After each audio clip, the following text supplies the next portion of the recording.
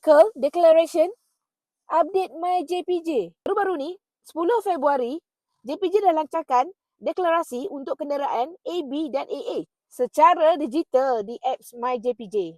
Kalau belum declare kenderaan untuk e-hailing, ini wajib diambil tindakan. Kenapa dia penting? Sebab boleh diambil tindakan undang-undang. Tak daftar, boleh didenda.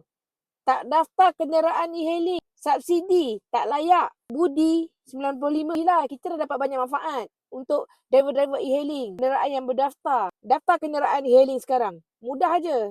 Guna saja apps MyJPJ. Semua online.